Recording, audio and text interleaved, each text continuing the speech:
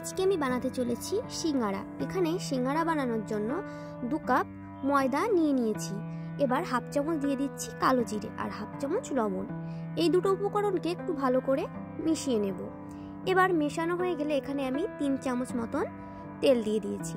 তেলটা দিয়ে ময়দাটাকে একবার ভালো করে মেখে নিতে হবে। ময়দাটা একটু ভালো করে মাখতে হবে।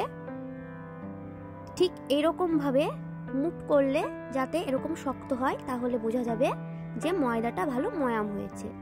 এখন আমি এখানে অল্প অল্প জল দিয়ে ময়দাটাকে ভালো করে মেখে নেব। ময়দাটা মাখা হয়ে গেছে। এখন এই ডোটাকে আবার ভালো করে ঢেকে রেখে দেব। একটা প্যান নিয়েছি, দিয়ে দিচ্ছি 3 চামচ মতন তেল, দিয়ে দিয়েছি হাফ চামচ পাঁচফোড়ন। পাঁচফোড়নটা দিয়ে এখানে আমি সামান্য পরিমাণে জিরে দিয়েছি। এই উপকরণ দুটো একটু লাল লাল হলে এর ভেতরে দিয়ে দেব 1 চামচ আদা রসুন বাটা। এবার এটাকে একটু ভালো করে নাড়াচাড়া করে মিশিয়ে নেব। আদা রসুনের কাঁচা গন্ধটা চলে গেলে এখানে আমি আলু কেটে রেখেছিলাম, সেই কেটে রাখা আলুগুলো দিয়ে দিচ্ছি। এবার এগুলোকে একবার ভালো করে নাড়াচাড়া করে মিশিয়ে নেব।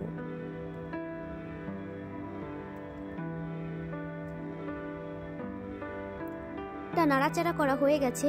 এখানে আমি দিয়ে দেব 1 চামচ লবণ, 1 চামচ হলুদ। এবার এগুলোকে আরেকবার ভালো করে মিশিয়ে নেব।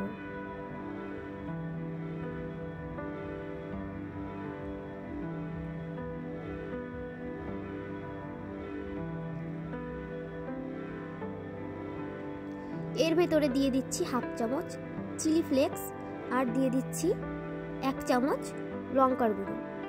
এগুলোকে একবার ভালো করে মিশিয়ে একটু ভেজে নেব। এখানে আমি এর ভিতরে দিয়ে দিচ্ছি 1 কাপ মতন জল।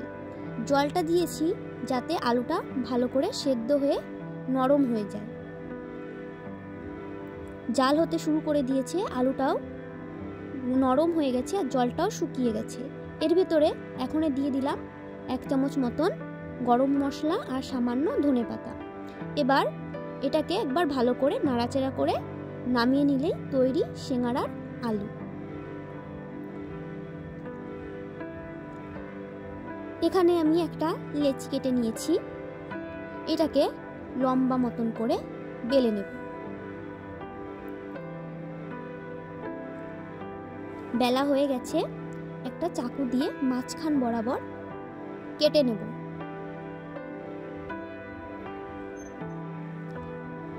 আমি যেভাবে সিঙ্গারাটা বানাচ্ছি ঠিক একইভাবে সিঙ্গারাটা বানিয়ে নিতে হবে। এখানে আমি একটু জল লাগিয়ে নিয়েছি।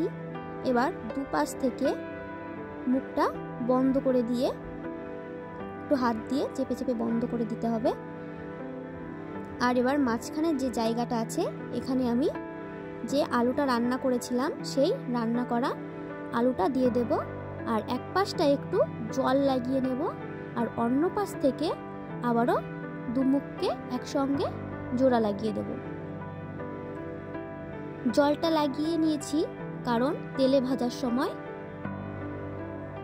মুখটা যাতে আলাদা না হয়, ওই জন্য জলটা লাগিয়ে মুখটাকে বন্ধ করেছি।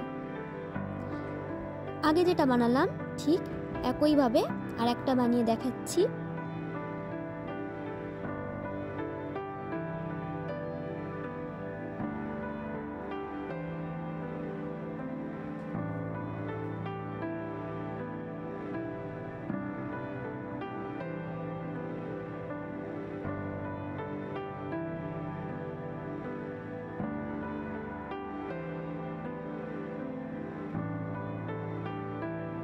এইটাও বানানো হয়ে গেছে।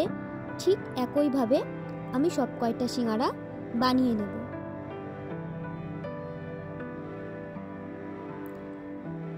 এখানে আমি আগে থেকে তেল গরম করতে বসিয়ে দিয়েছিলাম। তেলটা গরম হয়ে গেলে এক এক করে সিঙ্গারা দিয়ে দেব। সিঙ্গারাগুলোকে উল্টে পাল্টে ভালো করে ভেজে নিতে হবে।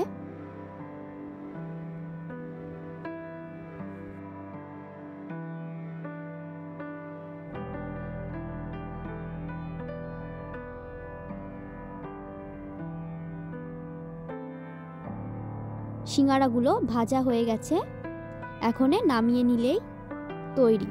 আজকের রেসিপিটা কেমন হয়েছে অবশ্যই আমাকে কমেন্টে জানাবে।